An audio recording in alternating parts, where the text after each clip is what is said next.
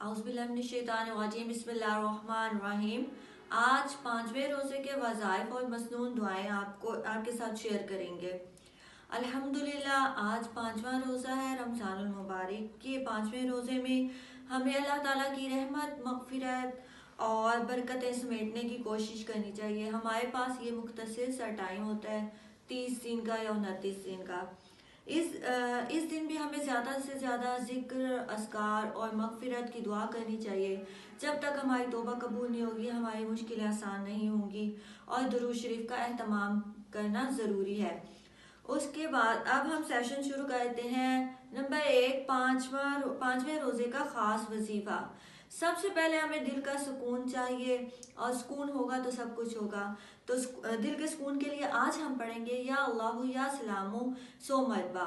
उसके बाद हमें हर घर में रिस्क की तंगी है और हमें सब घरों में ज़रूरत होती है, तो हम अल्लाह ताला से दुआ करेंगे अल्लाह पाक हम सब के घरों में कुल्ला वसी हलाल रिस्क अता फरमाए। उसके लिए हम पढ़ेंगे या वहाबू या रज़ाकू 100 मरतबा।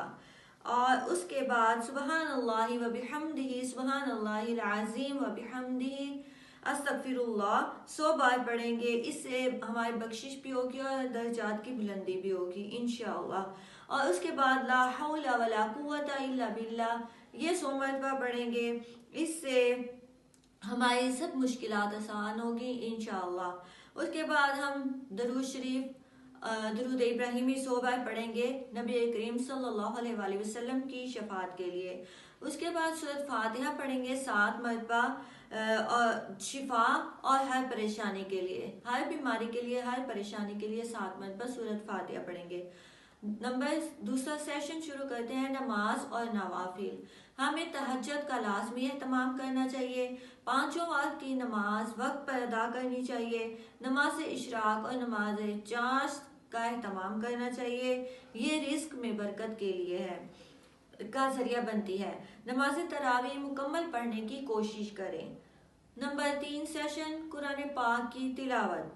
कम से कम रोज़ाना 1 सपारा पढ़ें। अगर हो सके ना हो सके तो लाजमी जितना हो सके सपारा पढ़ने की कोशिश करें।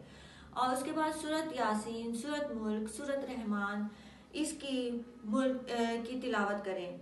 उसके बाद मैं आप सबको पैगाम दूंगी कि कुरान पाक रट्टे लगा के ना पढ़ें, इसको समझ कर पढ़ने की कोशिश करें, तर्जमा तफसीर की कोशिश करें।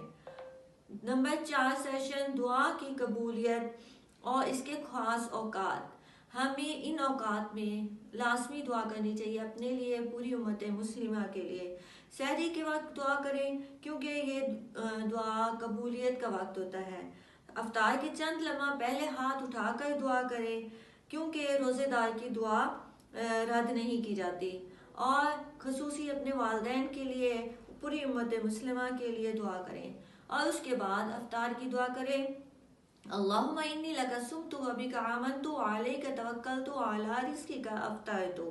तर्जुमा, ए अल्लाह मैंने तेरे लिए रोज़ा रखा, तुझ पर ईमान लाया, तुझ पर भरोसा किया और तेरे दिए हुए रिस्क से अफ्तार किया। तर्जुमे पे गौर करें और तर्जुमा ज़हन में रख के दुआ पढ़ें। इंशाअल्लाह हमारी अल्लाह ताला दुआएं हमारे रोज़े कबूल फरमाएगा इंशाअल्लाह। उसके बाद हम सदका खैरात नंबर 5 सेशन।